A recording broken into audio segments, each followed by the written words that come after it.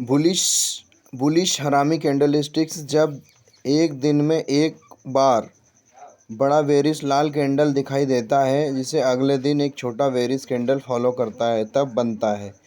एक बात नोट करनी चाहिए कि बुलिश हरामी का महत्वपूर्ण एक पहलू यह है कि कीमतें दिन में दो बार ऊपर की ओर जाने की उम्मीद होती है। बायर्स के द्वारा कीमतों को ऊपर होल्ड किया जाता है और वह दिन में एक की बेयरिश की क्लोज से नीचे नहीं गिर पाता। बुलिश हरामी कैंडलस्टिक्स पैटर्न का गठन इस प्रकार से किया जाता है कि फॉरेक्स मार्केट पाँच दिन के आधार पर काम करता है। इसका मतलब होता है कि जब एक कैंडल बंद होता है तो एक और नया कैंडल पिछले कैंडल के बंद होने के कुछ ही समय बाद वर्चुअली उसी स्तर पर खुलता है जहां पर यह सामान्य बाजार की स्थितियों में अक्सर देखा जाता है, लेकिन उच्च उतार चढ़ाव वाली अवधियों में यह बदल सकता है। फॉरेक्स मार्केट के अनुसार बुलिश हरामी एक पैटर्न अक्सर कुछ इस तरह से भी दिखाई देता है।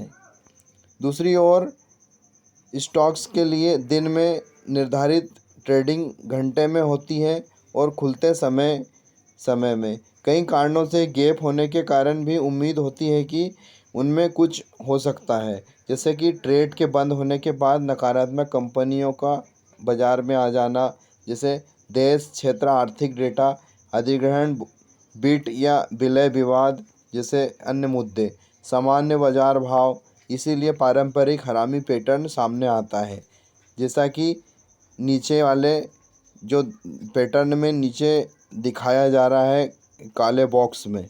इस प्रकार से ध्यान दें कि कई स्थान हैं जहां मार्केट गैप करता है जो कैंडल के बीच विस्तृत खुले स्थानों को दर्शाता है। यह ध्यान देने लायक है कि मुख्य रूप से स्टॉक मार्केट में भी देखा जा सकता है कि 5 स्टेप चेकलिस्ट का उपयोग करके बुलिश हरामी का उपयोग कर सकते हैं। जैसे कि चार्ट पर देखते हैं कि हम निम्नलिखित ट्रेडों का उपयोग करके कर सकते हैं, जैसे कि एक स्पष्ट डाउन ट्रेड दिखाई देता है, एक बुलिश हैमर बुलिश हरामी से पहले दिखाई देता है और पहली संकेत देता है कि मार्केट उलटने वाला हो सकता है।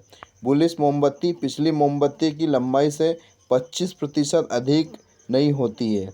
बुलिश मोमबत्ती पिछली मोमबत्ती की लंबाई के भीतर ही खुलती है और बंद होती है।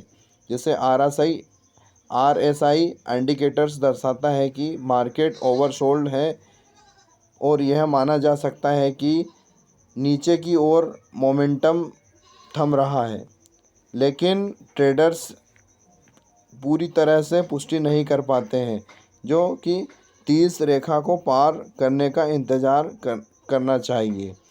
बुलिश हरामी कैंडल्स के पूरा होने के बाद स्टॉप न्यू लो के नीचे रखे जा सकते हैं और ट्रेडर्स बुलिश हरामी पैटर्न्स के पूरा होने के बाद कैंडल के खुलने पर एंट्री कर सकते हैं। यहाँ तक कि बुलिश हरामी पैटर्न एक मुख्य रूप से अपट्रेंड की शुरुआत में नज़र आता है। ट्रेडर्स नए विस्तारित अपट्रेंडों को बनाए रखने के लिए मल्टीपल टारगेट को कर सकते हैं। ये टारगेट मुख्य रूप से हाल के स्तरों के समर्थन और प्रतिरोध के स्तरों पर रखे जा सकते हैं, जैसे कि हमने इसमें नीचे बताया हुआ है। ये लाल कलर में जो दिख रहा है स्टॉप और एंट्री हमें किस टाइम पे लेना और एग्जिट किस टाइम पे करना है। ठीक है, तो हमें टेक प्रॉफिट टारगेट, हमारा एक टारगेट होना चाहिए एक प्रॉफिट का कि हमें इतना प्रॉफिट होगा।